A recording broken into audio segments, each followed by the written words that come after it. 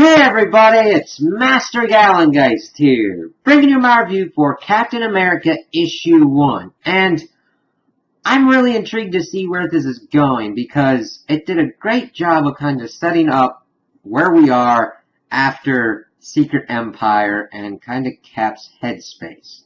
And while I was reading this, I got really a lot of vibes from Ed Brubaker's kind of run, where it's going to be more of a kind of espionage kind of thriller kind of thing going on, but we still have superpower people involved. I really like Brubaker's run on Cap, and I'm really liking seeing that Coates has got a kind of, it's got at least feels of that, and I'm like, okay, this is intriguing, let's see what's going on here, because we're still dealing with the fallout of the whole Hydra situation, but this seems to be a new kind of thing, a new kind of threat, from something that's similar, but their aims could be different. So I'm intrigued to see how this is going to be going on. So it opens up, and we see that Hydra has this woman captured, this blonde woman, and we don't know much about her. She's talking about how they're foolishly trying to take over Russia, and that there's the bones of Hitler's and Napoleon's armies here, and that Hydra will be the same, because the convoy is attacked, and it is Selene Gallio, the Black Queen, this kind of vampiric person who's usually a villain against the X-Men. So I'm like, ooh, that's an intriguing villain to have being brought up in this. So I'm interested to see how that's going to be going on with Cap. So she wants to pretty much eat the rest of the people because she's got vampiric kind of powers. And the blonde woman goes, no, not yet. You'll have your dessert. Let's go forward with what we're going to be doing. It's like, oh, okay. We then switch back over, and we're dealing with the fallout of what has happened in the Free Comic Book Day that gave us a preview of what's going on for Cap. And that's dealing with all these nuke people running around Washington, D.C., killing people. And Cap's in there just kind of trying to take them down and talking about through the situation. How he's a warrior who hates war, and Bucky's backing him up, and he's trying to protect people. This one kid and his father is injured, and Cap's trying to protect him. Bucky's kind of giving a sit rep to Cap, and we're getting kind of like the differences between them, how Bucky accepts the losses and how they kind of view it kind of differently and how they're doing for battle. Cap is trying to save as many people as possible, while Bucky's trying to eliminate the threat with as minimal losses as possible. I know it sounds that they can be the same, but Bucky's handling of situations is kind of different. Now, granted, he's gotten better, but I like that they kind of got that difference, those differences, but they're still able to effectively team up. Cap kind of drawing some fire and everything, Bucky taking out one of them as they need to, but of course Sharon comes in with her helicopters, and they're able to get a medevac for the kid and his father, and Cap tells him to be strong for himself, for Cap as well, and for the country as they're trying to help people. And of course, we see that there's another helicopter. He tells Bucky to get out of Dodge because it's got Stark Tech on it that can disable cyborgs. And evidently these nuke lookalikes are cyborgs, and it takes them out. He's like, okay, that's pretty cool. That worked out pretty well.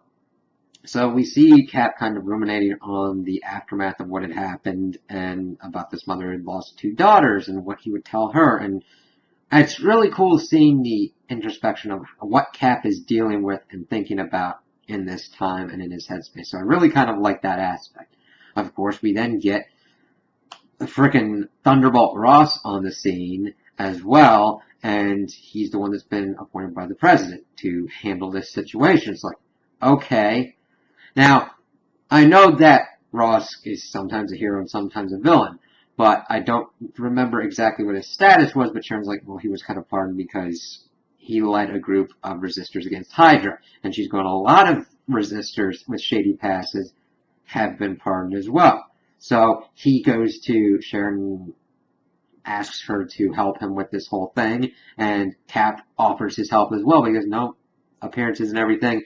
The Nuke Boys had the flag on their faces and everything. You're kind of done everything with the Secret Empire kind of thing going on. Public appearances, son. He does it in a tactful way, but it's still like, no. We'll have to see if there's anything else through that, but it's like, okay, we'll see what's going on here. And he also wanted Bucky involved with Sharon as well, so this was going more of a Black Ops route anyway. We then kind of flip over and we're seeing that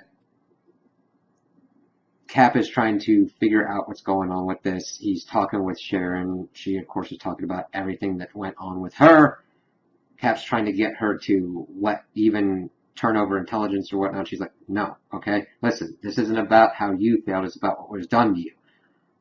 Let me do my thing and I'll catch him. She's talking about everything that she's gone through with being in Arnim Zola's world, how her body's messed up. She didn't get a new body from reversing the aging, how she was screwed over by Hydra Cap as well. But it's like, believe in me, Steve. I'll catch these people. And Steve believes in her, but the kind of world that's around, it's kind of weird for him to think about it that way. He's like, there's other things going on.